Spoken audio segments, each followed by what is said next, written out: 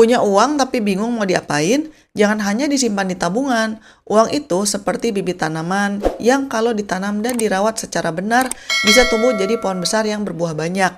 Makanya, daripada hanya menunggu gajian bulan depan, lebih baik kita bahas bagaimana caranya supaya uang yang sudah kalian miliki bisa lebih produktif. Tips yang pertama adalah mulai dari dana darurat. Sebelum melangkah ke investasi, pastikan bahwa kalian punya dana darurat yang cukup. Dana darurat ini penting banget untuk jaga-jaga kalau ada sesuatu yang tidak terduga, misalnya sakit, kecelakaan, atau kena PHK. Tanpa dana darurat, semua langkah investasi bisa berantakan karena terpaksa tarik uang di tengah jalan. Berapa sih jumlah idealnya?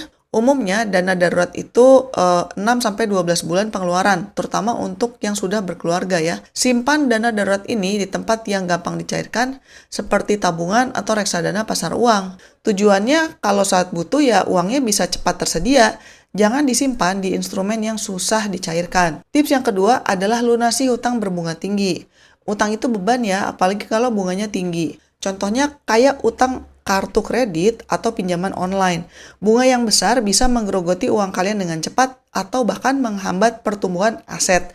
Lebih baik alokasikan uang kalian untuk melunasi utang-utang ini bahkan dibandingkan investasi ya. Pokoknya fokus lunasi utang supaya kalian tuh tenang investasinya. Fokuslah untuk melunasi hutang dengan metode snowball atau avalanche. Metode snowball itu bayar hutang dari yang paling kecil dulu supaya merasa termotivasi. Kalau yang avalanche itu kalian bayar utang yang bunganya paling tinggi. Tips berikutnya adalah investasi pengetahuan. Karena investasi ini nggak perlu melulu soal saham atau reksadana, bisa juga tentang investasi untuk diri kita sendiri. Kita bisa ikut kursus, workshop, atau beli buku. Semakin tinggi skill dan pengetahuan kita, semakin besar juga potensi penghasilan kalian. Pengetahuan dan skill itu adalah aset yang tidak bisa dicuri atau hilang. Misalnya kalau kalian belajar desain grafis atau coding, ya skill ini bisa menjadi sumber penghasilan. Atau kalian ikut pelatihan public speaking, ini bisa membantu kalian dalam karir. Investasi jenis ini mungkin tidak akan terlihat langsung hasilnya, tapi dalam jangka panjang dampaknya luar biasa. Tips selanjutnya adalah buka rekening khusus investasi. Sama seperti memisahkan uang kebutuhan sehari-hari, kalian juga perlu membuat rekening investasi yang khusus. Tujuannya supaya uang ini tidak tercampur dengan uang jajan atau uang belanja. Jadinya kalian lebih bisa fokus daripada pusing mikirin uang. Setelah gajian, langsung sisihkan persentase tertentu, misalnya 10-20%, dan masukkan ke rekening investasi ini. Anggap saja ini adalah pengeluaran wajib yang tidak boleh diganggu-gugat. Uang inilah yang akan menjadi modal kalian untuk investasi. Dengan rekening yang terpisah, kalian bisa melihat perkembangan investasi secara jelas. Ini juga bisa membantu kalian menghindari godaan untuk menggunakan uang investasi untuk hal lain, karena kuncinya memang disiplin. Kemudian tips selanjutnya adalah investasi di reksadana. Ini terutama untuk teman-teman yang masih pemula dan belum main saham secara langsung ya.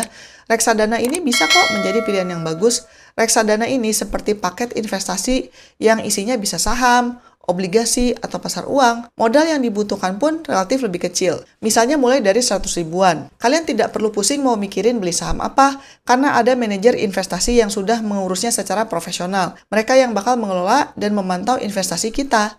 Jadi kalian tinggal duduk manis dan lihat hasilnya. Ada banyak kok jenis reksadana, mulai dari reksadana pasar uang yang risikonya paling rendah, sampai reksadana yang risikonya tinggi. Pelajari dulu mana yang paling cocok dengan profil risiko kalian sebelum mulai berinvestasi. Tips selanjutnya adalah mulai main saham dengan bijak. Investasi saham ini bisa memberikan keuntungan yang besar, tapi risikonya juga tinggi. Jadi, sebelum terjun ke dunia saham, pastikan kalian sudah belajar dasarnya. Pahami cara kerja pasar saham, baca laporan keuangan perusahaan, dan sebagainya. Mulai aja dari dana yang kecil dulu. Jangan langsung dihabiskan semua uang kalian hanya untuk beli saham. Mulailah untuk belajar pelan-pelan dan melakukan diversifikasi portfolio. Diversifikasi ini artinya tidak hanya beli satu saham, tapi beli beberapa saham dari berbagai sektor. Investasi, kalian juga bisa memutar uang dengan memulai bisnis sendiri. Nggak perlu jadi reseller, mulai aja dari yang kecil-kecilan. Misalnya jualan kue, bikin kerajinan tangan, atau reseller. Modal yang dibutuhkan pun nggak terlalu banyak. Bisnis ini bisa menjadi sumber penghasilan tambahan dan membantu kalian belajar banyak hal baru, mulai dari pemasaran, manajemen keuangan, sampai negosiasi. Pengalaman ini berharga banget loh. Tapi pilihlah bisnis yang sesuai dengan hobi dan keahlian kalian karena memang jalannya tidak akan mudah. Misalnya, kalau kalian suka masak, Nah, bisa tuh coba jualan makanan. Atau kalau kalian suka menulis, coba jadi freelance writer. Mulai aja dari hal yang bisa kalian kuasai atau kalian sukai. Dan tips yang selanjutnya adalah investasi properti. Kalau kalian punya modal lebih, investasi properti itu adalah pilihan yang secara umum cukup menjanjikan. Karena properti nilainya cenderung naik dari tahun ke tahun. Selain itu, kalian juga bisa mendapatkan penghasilan pasif dari sewa. Properti nggak cuma soal rumah atau apartemen loh. Kalian juga bisa beli tanah, ruko, bahkan kos-kosan. Kalau uangnya cukup ya. Cari lokasi yang strategis dan punya potensi pertumbuhan. Misalnya dekat kampus, perkantoran, atau stasiun. Investasi properti butuh modal besar dan biasanya butuh waktu lama juga untuk balik modal. Tapi keuntungan yang didapatkan biasanya juga lebih besar. Tips selanjutnya adalah peer-to-peer lending. Peer-to-peer lending ini adalah platform yang menghubungkan orang yang butuh pinjaman dengan orang yang mau meminjamkan dananya. Kalian bisa menjadi pemberi pinjaman dan mendapatkan imbal hasil dari bunga pinjaman yang dibayarkan oleh peminjam. Peer-to-peer lending ini bisa menjadi alternatif investasi yang menarik. Bunga yang ditawarkan biasanya lebih tinggi daripada deposito bank. Ini bisa jadi cara untuk memutar uang dengan modal yang tidak terlalu besar. Tentu saja, peer-to-peer lending juga punya resikonya, yaitu gagal bayar.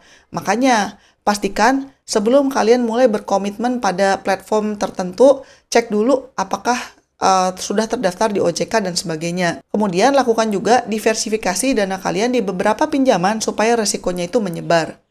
Dan tips yang ke-10 adalah terus belajar dan beradaptasi. Dunia keuangan itu dinamis banget dan terus berubah. Jadi penting banget untuk kita terus belajar dan beradaptasi. Baca berita ekonomi, ikut seminar, atau gabung komunitas investasi.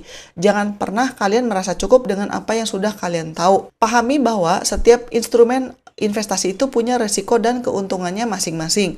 Kalian harus bisa menakar resiko yang akan dihadapi. Jangan gampang percaya pada keuntungan besar yang nggak masuk akal dan dijanjikan dalam waktu yang sangat singkat. Biasanya sih itu penipuan ya. Lakukan aja riset dulu sebelum memutuskan. Kesabaran dan konsistensi kalian itu adalah kuncinya. Sekian dulu episode kali ini dan selamat mencari kebahagiaan. Bye-bye.